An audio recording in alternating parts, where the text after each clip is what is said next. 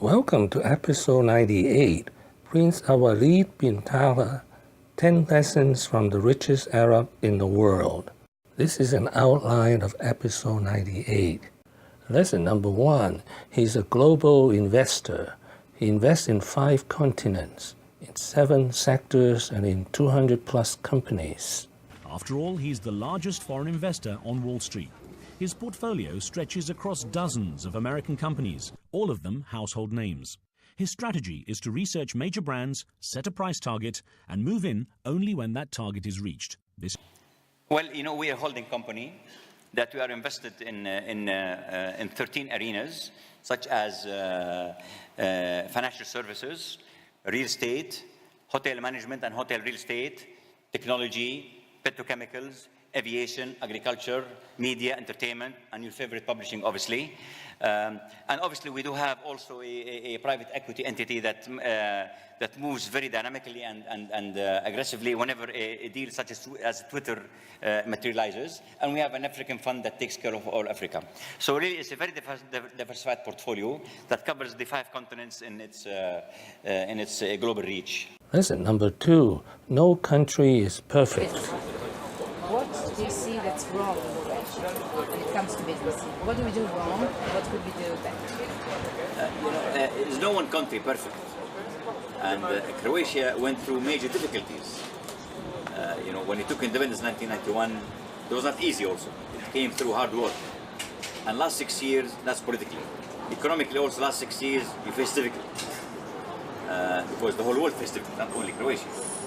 So, rather than emphasizing negatives, I would like to emphasize the positives. You have here stability, you have good leadership by the president, you have good functioning democracy, you have freedom of press, freedom of speech, you have a good tax system, you have attracted, not enough, but you are beginning to attract foreign investment. You need more, obviously, to attract more foreign investment.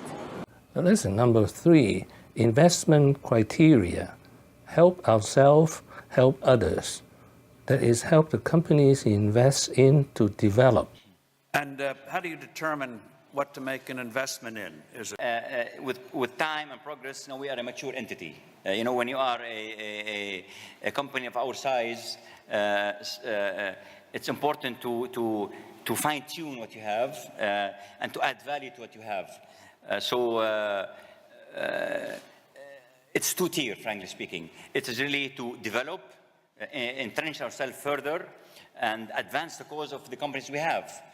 But also, at the same time, we're always looking for new opportunities in the world, whether it be it locally, regionally, or internationally. The Prince is a person that builds his investments around partnerships, doesn't go alone. And that's why we go and invest in Four Seasons. We don't try and rebuild another brand and try to compete with Four Seasons.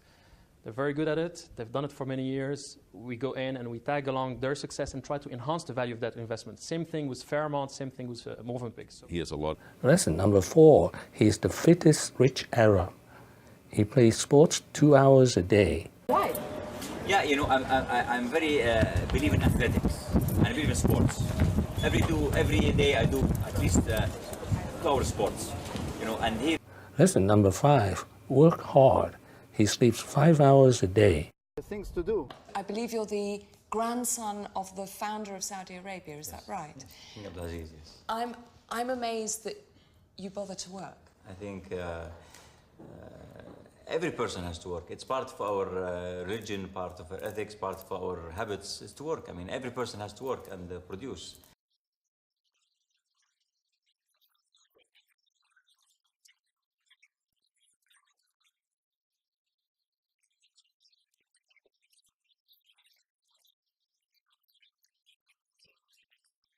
Lesson number 6, dream big.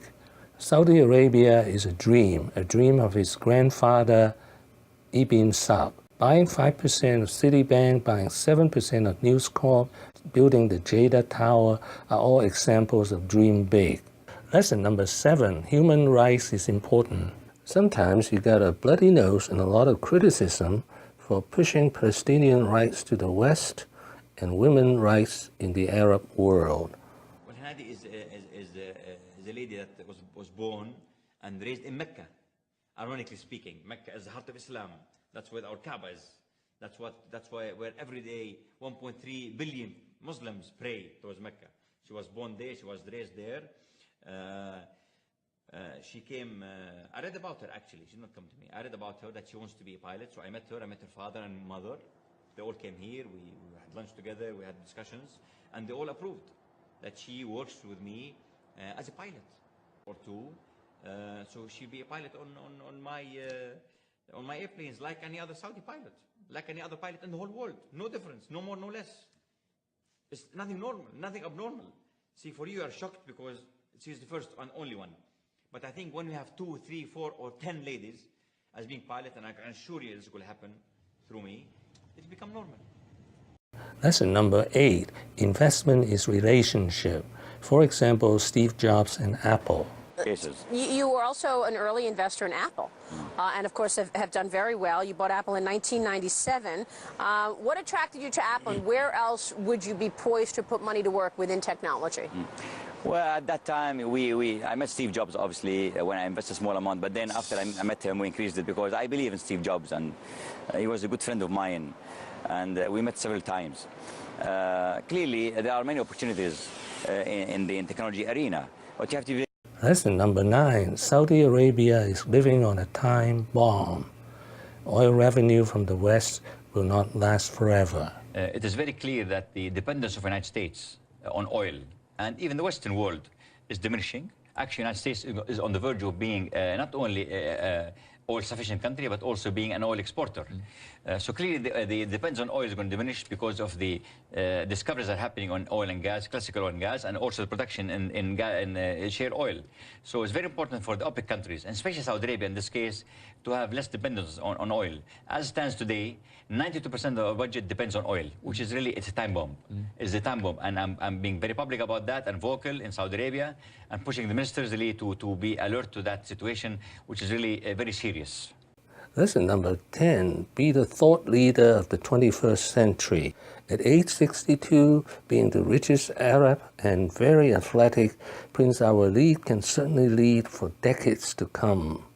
Thank you for watching. Please subscribe and leave your comments and questions below.